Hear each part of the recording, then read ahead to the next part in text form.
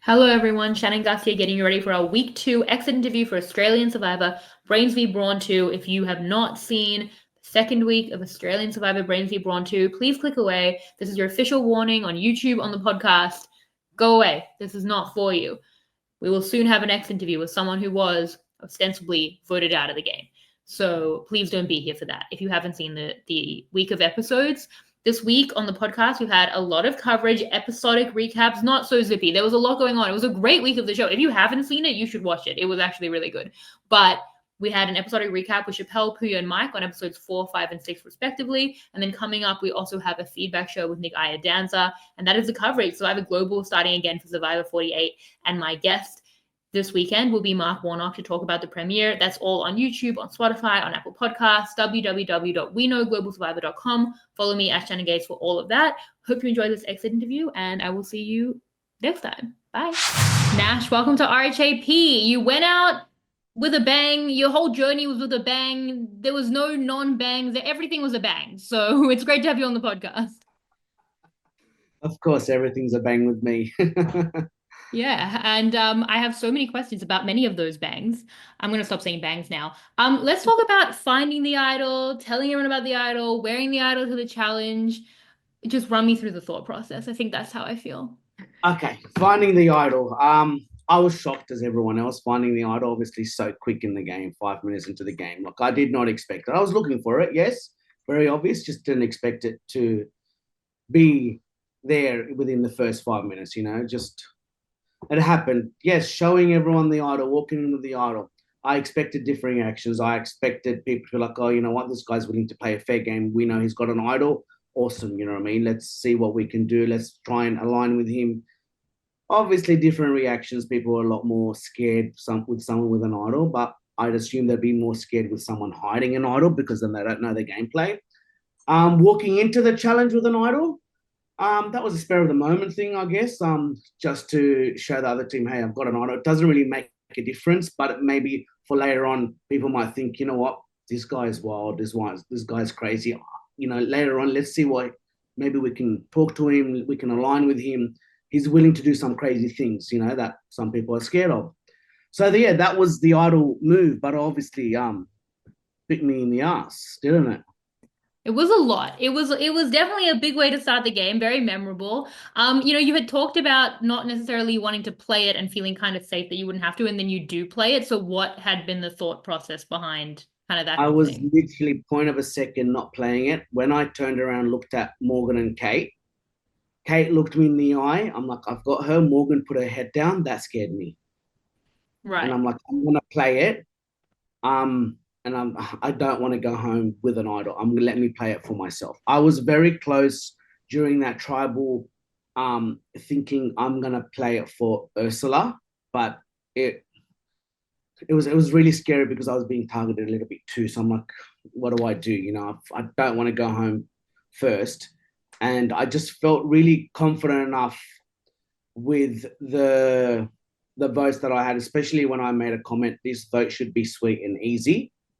I don't know if you remember, I made that comment, and I looked at the girls and they smiled, and I'm like, you know what, I've got the vote, which is good. You know what I mean? And Ursula's pretty safe, Right. but it So was very, very close. what had you hoped would happen? Like you thought you had Kristen, Ursula, PD, Zen, Kate, Morgan. Like what were the votes you thought that you had on Candy that you were That hoping was that for? was Yeah. it. Yeah. Morgan, Kate, PD, Kristen, Ursula. They were my guys. Zen definitely not. Didn't expect him Okay, to Zen as well. get Yeah. away. I Yeah. knew he was a wild card, which I love. I had a bit more trust in PD the first day, but then realizing day two, day three that PD is playing a very solo game. Even though I still said he's my alliance, I won't turn on him no matter what. Even though I know he was with the other team later on through the days, you could just tell. But I've made that word, I've made that commitment. I wanted to prove to him that, hey, like, if I told you I'm going to back you, I want to back you. You know what I mean? Like, I'm not going to turn on you. And it obviously didn't work out because he was playing a different game to what I wanted and what I thought it was. Well, I want to talk about a lot of those people, but let's start with Kate and Morgan. We see that conversation, and they do flip over to your side, and we never see what happens after that? I mean, they obviously aren't voting with you the next time to the point where your target is Morgan. So what was the relationship like with Kate and Morgan? I mean, yeah, they were with you in that first vote. So I feel like it's a complex thing over there. Relationship was all great. Kate and Morgan are amazing girls, amazing humans, great laughs, great chats. I think as 48 hours after that, something happened within the tribe. That word probably got around that they didn't vote for me. They didn't vote with me, sorry. And I'm like, I know you definitely did because I knew I had the numbers and you know what I mean? And it just became they became closer with the other crew, with Ben and Jesse, and that became an alliance, you know, Noon and Paulie, which I couldn't break. Jesse and Ben, unbreakable. Kate Morgan, unbreakable. Who do I have left? You know what I mean? I've got Zen that was ready to flip, and he flipped with me because he was ready to do some crazy things. Obviously, his injury really screwed my game plan up because if he was still there, I think it would have really changed a couple of things. But once he left, I think the others were like, no, this is too dangerous of a game to play with Nash, and we're going to have to start working with the others and just take him out because he's just a wild card. Well, I mean, talking about complex relationships, you mentioned someone like a PD and Zen, like Zen and PD who don't vote with you, but who are, seen as numbers on your side or who you see as numbers on your side. And we see that conversation coming back with Zen. Talk me through this relationship, particularly with Zen, of this dynamic. You tell him about the idol from the get-go. He doesn't vote with you, but it feels like he was your guy. Like, I need to understand this relationship. I think it was a good play from Zen, just to show the others, hey, look, I'm willing to vote with you guys, even though he is willing to play that dangerous game with me, because I knew Zen had a lot of little gameplays that we both agreed on that didn't get showed. You know, who we're going to take out, who's next. You would not know who was our next target, and he was ready to play that dangerous game with me because it was going to be fun. There's a lot of blind sides, and people are just not going to expect it. But as soon as his injury happened and I knew that he was leaving the game, I knew from then that I'm going down and I've just got to try and build some relationships. And hopefully people can start thinking why I'm trying to play this game. And moving forward later on, you got to start taking out the strong people at the beginning. I see. Take out your strong at the beginning, okay? Forget the challenges. So you'll win them. You don't have to be super strong for all these challenges. Take out the people who are going to win challenges later on. Okay, that's how I thought. Take out your strongest, your best, take them out and play with people that, on your level. Obviously, me being at 125 kilos, not the most athletic, being the biggest guy ever on Survivor history, and obviously not I wouldn't say the strongest, but I'm pretty strong when it comes to leg muscles. But I knew I was going to be a target because these Brawn team thought we're going to keep the fittest, the best, and the strongest. That was their mentality, which I understand. Nothing wrong with that. So I'm already down the bottom from the beginning, starting. So that's why I want to show them, hey, just because I'm big does not mean I'm weak and that that you're going to take me down easy. I'm ready to fight. Like, yeah, we're family, but I'm ready to fight for myself and show you, hey, I'm willing to play a big game. But I think a bit of intimidation, a bit of people. I think people were scared to play my game. I think people were scared to see what I had lined up and what I was ready to do. And I wish they did see and seen where the game would have played out. But look, they chose to vote me out. Easy vote. Put everything on Nash, take him out, whether he's got an idol or not, and it's a risk. And here I am. Yeah, so much in that. I mean, Ursula and Kristen, who don't vote with you in the second time, who vote with you the first time, numbers that you lose, but Ursula really seemed like your kind of right-hand woman there. Can you talk me My through ride or that die. She dynamic? was my ride Yeah. or die. Me and Urs got along like fire from day one. Like, I mean, her being a mother with kids and I'm being a dad with kids, obviously same ages. We obviously connected. Yes, Urs was a little bit of a quiet person at the beginning of the game. People thought, she didn't come up and approach them, but I think otherwise that they just maybe didn't feel comfortable to approach her. Like Ursa's really easy to approach. If you give her the time and day to talk to her, then you would realize, hey, she's actually a genuine person. She'll open up. Not everyone is out there and open. Sometimes you just got to break the ice with some people, and I'm like that. I'm obviously, I'm in sales, so I'm always meeting random people. So for me to go and connect with people and break the ice is pretty easy. Yeah. Well, let's talk about kind of where maybe some of the fractures came in with some of these connections like Ursula or PD with the challenge throw. Were you throwing that challenge for real? Talk to me about this challenge throw and what was going on there, and then telling them about it and how that, kind of blew up was for some of them. It was so obvious. Like I don't think I could have showed enough that I was throwing the challenge. All I had to do was literally pretty much sit on the floor and say, "Hey guys, I'm throwing the challenge." It was too obvious. Like Urs said, he's throwing the challenge. Like it's obvious. Noonan's doing the right moves. I'm moving them. It's just I'm not doing much. Like I wanted to throw the challenge. I knew I woke up that morning. I'm throwing the challenge. I'm very uncomfortable. I need to see who's willing to work and play this. Yes, it's 24 hours in. Yes, I understand. It's a crazy move. I know I'm safe. Yes, I know I'm safe. But let's just do it. Let's just see what's going to happen. Look, it's a risk I took. And these guys are obviously they knew in the back of their head Nash is throwing the challenge. I just made it a little bit more obvious and just told them. Yeah. And what You did you pick think you up? told them, you think you tell your alliance, and they're like, okay, cool. Next time, don't do that again. Don't go throwing me under the bus like what Ursula did, obviously. But I understand why Urs did that because she wanted to gain some trust from the girls who she wasn't as close with Morgan and Kay, but she was close with Kristen. You know what I mean? Um, I understand why she done that, and it is what it is. I understand sometimes you've got to throw your alliance under the bus to get further longer in the game, and it happens. It is what it is, and there's no hard feelings towards that.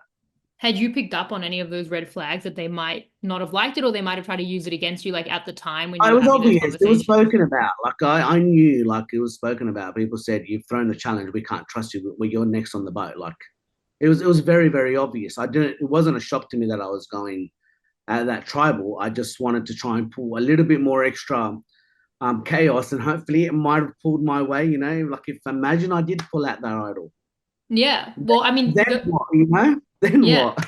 Well, my question is, obviously kind of like when you're at their store and you have all these plans that we feel like a lot of the fake idol crying, like what do you feel like had the most sticking power? When did you feel you were closest, or was it just like it was completely gone at that point where they were like mass splitting the votes?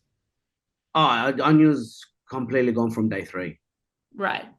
I was battling out for the next 6, 7 days. Yes, I was battling out. I was, if you ask anyone, I fought every single day for my life. Every Yeah. day I'd have to catch up with everyone, wherever I can, morning, night, wherever you are, wherever I got a chance, I would just try and convince people just come. I just need, if I could get one person, I know I've got their partner, and that's all I needed. Because if I got two with me and they can convince Kristen and PD, hey, we're going to work with Nash, they'll feel a bit more confident. We'll have the numbers. And then, moving forward, we're the strongest, you know what I mean? And then I could have laid low a little bit and let someone else just try and do their chaotic things. But I don't know. I just felt like no one was willing to really play the game from straight away. I think they just wanted to mindset is win, win, win, win, win. We'll worry about it when it comes. And I don't like that. I like to just think, hey, think of the worst. Let's try and do things now. Let's be prepared and not wait till the scramble. 30 minutes in, oh shit, who are we voting out? And some random person goes or a blind side and you know, there goes your alliance, for example. Well, we don't get to see a lot of Brawn. There's a lot going on Brains. From your perspective, what did you see of the dynamics? Who are the kings and the queens of the tribe? Like, who did you see kind of at the top ruling the roost? Who has less power? Like, how did you see the lay of the land In the brains, in the Brawn tribe? in the Brawn tribe, leader would be Ben. Ben. Uh, Ben, yeah, 100%. Oh, Ben was the daddy of the group. okay. And I'd say Kristen was the mummy of the group. Ben and Kristen. Mm-hmm. That's shocking. 100%. 100%. Ben was the go-to guy, the building, the what should we do now, Ben? Everyone would go to Ben. You'd see it, like it might have looked like it was a Noonan takedown. It actually wasn't. It was the whole crew, and I knew Ben was someone that I really needed to flip. You got Jesse, who was Ben's shadow, who was just a funny character, ready just to throw any name out, whichever they tell him, he was good to go. You got Noonan Paulie, Paulie more of a game player. I spoke a lot with Paulie, and he was ready to do some moves, but I think it was very early in the stage, and I didn't think he wanted to jeopardize his position with the team. Morgan, Kate, they were just numbers then, but I think they did have a bit of an influence. And then I don't think Kristen and PD, to be honest, had much influence, obviously, because they were being in the bottom with me that I brought them down. But I think they were just extra numbers for that alliance to keep strong. Yeah, well, with Kristen as the mom of the group, but then also someone who'd been voting with you, like where does she fit into all that? We don't see a lot of Kristen, so No, you don't see a lot of interested. Kristen. No, you don't. Kristen was a very lovable mum that, should do everything for you. Should make you happy. Should make you smile. And wherever I think at the beginning is wherever the vote was going, she would just see what's best for her, what's safe for her, and move on. I think her voting with me, being with me, didn't really affect her much in the game plan because people loved her as a person. Right. Yeah. That's where it was different. Yeah, and PD Well, obviously being a unit, and the soccer coach, and everyone loves PD. It was safe because he got along with all the blokes. right. Well, Nash, 4 episodes, but like 40 moves in that time. Was it the experience that you expected going out there for like length aside? Was the volume of the experience what you expected going out there? This experience has, look, I've learned a lot mentally, physically, emotionally, has taught me so much in the last 35 years of my life. Those 9, 10 days has taught me so much. And what I've learned, I want to teach my kids, that yes, you can, you're physically stronger than what you think you are. You're emotionally stronger than what you think you are.